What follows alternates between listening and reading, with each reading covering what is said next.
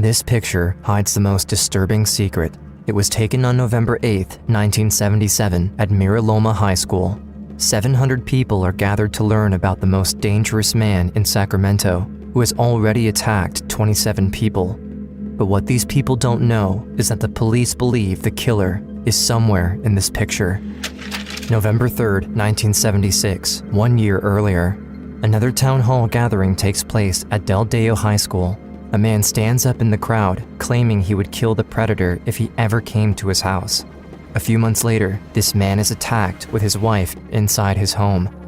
The entire community of Sacramento lives in fear, not knowing when or where the killer will strike next. However, one young girl becomes obsessed with the case, learning everything she can about the attacks. On October 29, 1976, 13-year-old Margaret Wardlow will become the youngest victim of the East Area rapist, and her knowledge of the case will save her life.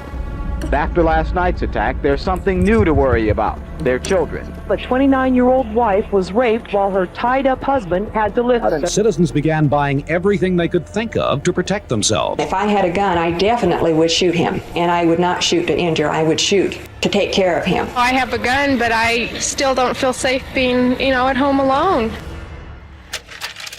The year is 1976. In the city of Carmichael, California, just outside of Sacramento, 15-year-old Kris lives a happy life with her parents and her older sister. She spends her days free of care in one of the safest neighborhoods in the state. I was 15. I was a kid, just a normal kid, cartwheels in the front yard, and really not a care in the world. It was not ever even a thought that our world might be unsafe. For now, she's still unaware that, since the month of June, there's been a growing number of attacks in her area, women being assaulted inside their own homes. October 5th, only 3 miles away from Kris's house, a woman named Jane Carson is at home with her 3-year-old son, while her husband is away at work. It was about 6:30 in the morning. My 3-year-old son hopped in bed with me for a snuggle. I heard the garage door close and I knew my husband had just left for work. I saw a flashlight shining down the hall, and I thought, now that's odd, and I screamed out to my husband, "What have you forgotten?" There was no answer. The bedroom door opens. A man, wearing a ski mask and holding a butcher knife, walks towards them, blinding them with the flashlight. So I said, "Take our money, take whatever you want." And the minute I started to say something, he would say in his clenched teeth, "Shut up or I will kill you." The man proceeds to tie up both Jane and her son by the wrists and ankles with shoelaces. Then he gags and blindfolds them both. After ransacking the house, the man forces himself on Jane and spends the next few hours taunting her and her child. When the police are called to the scene, the man is long gone. Carol Daly is the detective put on Jane's case by the sheriff's department. Maybe something that the man said, or something that he did to you, or something that you recall hearing. He was a pro at making sure nobody was going to know who he was. My hands were tied and I was blindfolded and my child was with me. It was absolutely an obsession to be able to find out who this rapist was. Everybody was a suspect. Why the police can't catch the rapist, and worried about their own homes being violated.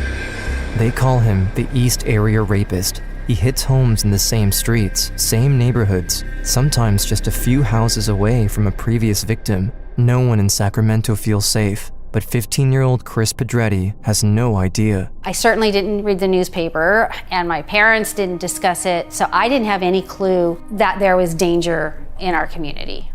December 18th, 1976, only 2 months after the attack on Jane Carson and her son, Kris is at home, alone. That night, my parents went to a Christmas party. I went to play the piano. I heard a noise, and I stopped playing.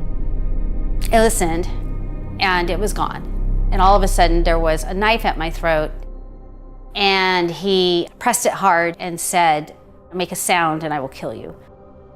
I froze. The brain stopped thinking at that point. I mean, I just went straight into survival mode. Kris is blindfolded and gagged. Her wrists are bound. The man forces her out to the backyard, where he cuts off her clothes and leaves her there.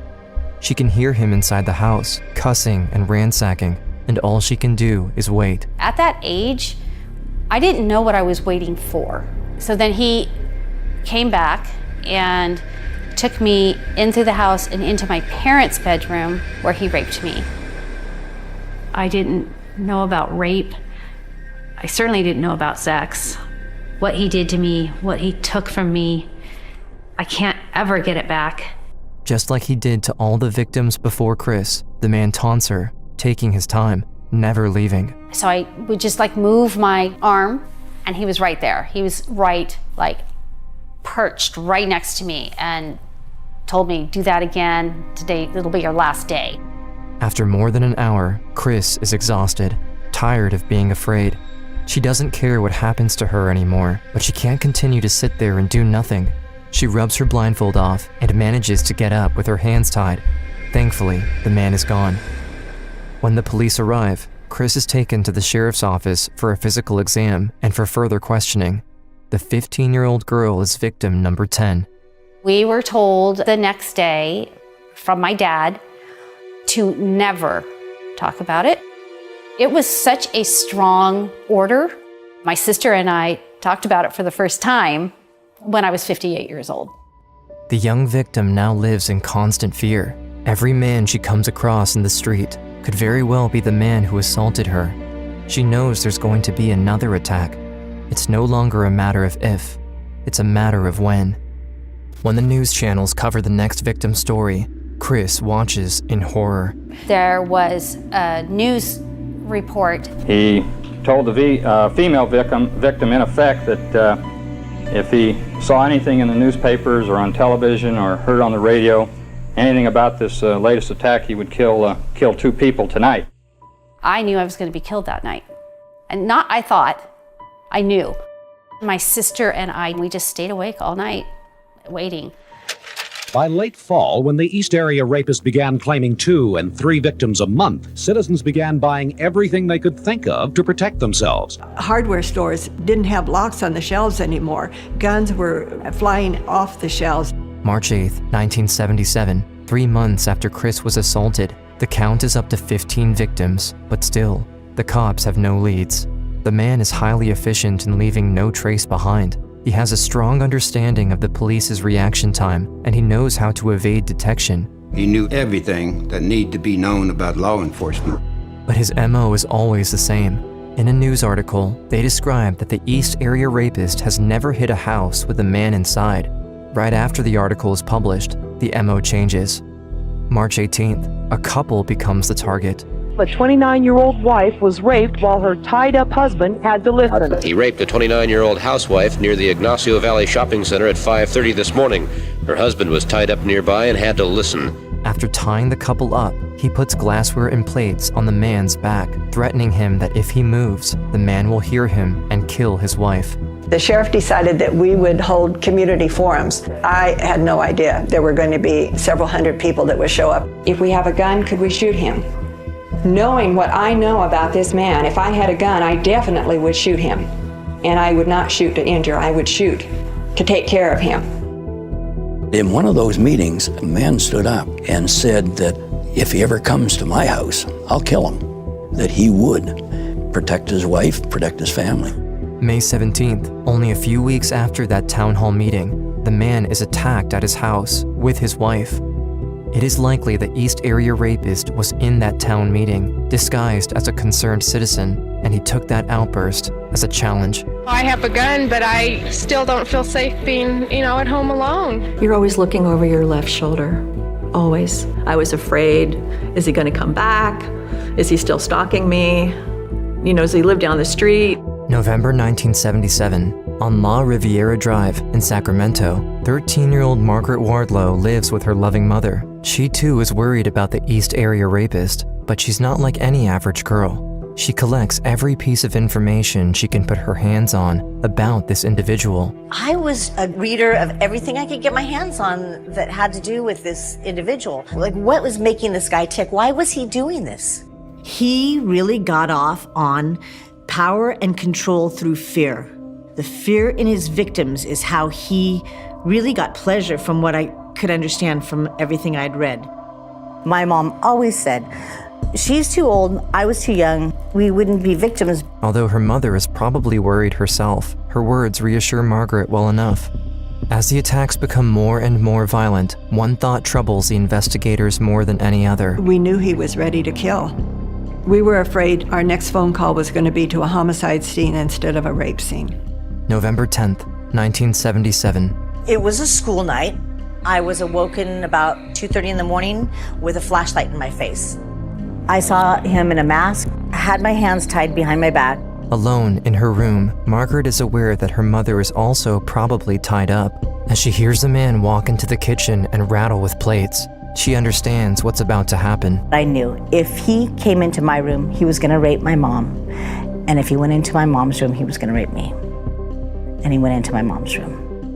A calming voice inside of me that says, you know, you're gonna get raped, this is what's gonna happen, but you're gonna survive, you're gonna get through this, it's gonna be okay. Well aware of what the man intends to do to her, she remembers one specific detail about him. He thrives off of fear. Margaret intends to use that against him. I didn't want to show him I was scared. He asked in a very harsh whisper, like, do you want to die? Do you want me to kill your mother? I just told him, I don't care. That was my way of telling him, you mean nothing to me. I'm not afraid of you. After last night's attack, there's something new to worry about. Their children. Detective Carol Daly believes Margaret's defiance is what kept her alive. Margaret was probably the strongest young victim I have ever talked to. The count is now at 27. And still, nobody even knows what he looks like. No one knows where or when he'll strike again. There was no stone left unturned. After working 27 of those cases, there wasn't a night went by that I didn't close my eyes and think about what those victims went through. It's October 1979. No one knows why, but it seems the rampage has stopped. No one in Sacramento knows if it will last. Some victims know too well his reign of terror is not over yet. The predator has been calling victims for months, even years after their attack, taunting them on the phone. Hello?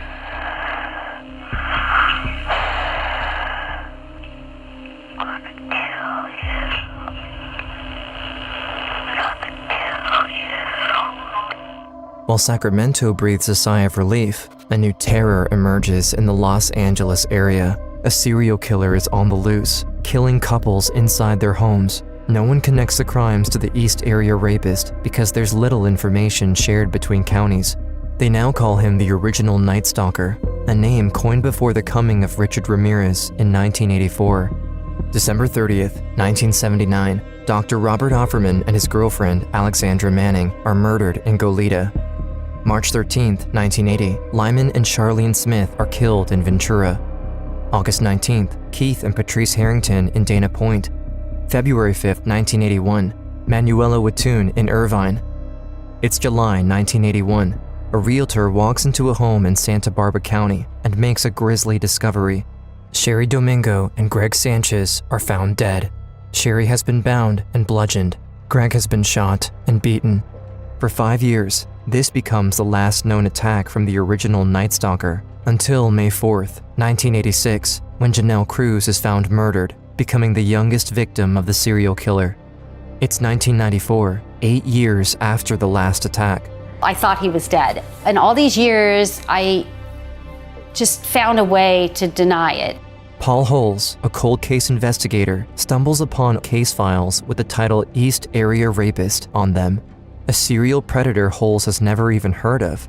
As he reads through huge stacks of evidence and papers referring back to 1979 in Sacramento, Detective Holes is hooked. With the coming of new DNA technology, he is hopeful that he can solve this case quickly. But his first real discovery happens in 2001.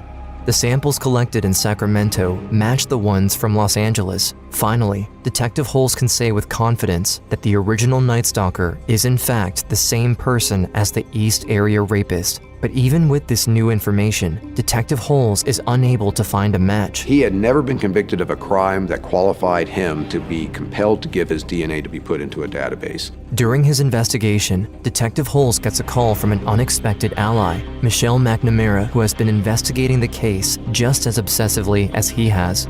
More than just an author, she has made it her goal to bring the predator to justice. She even coined the new moniker, the Golden State Killer. The great tragedy of this case to me is that it's not better known, and frankly, it should be solved. I mean, it just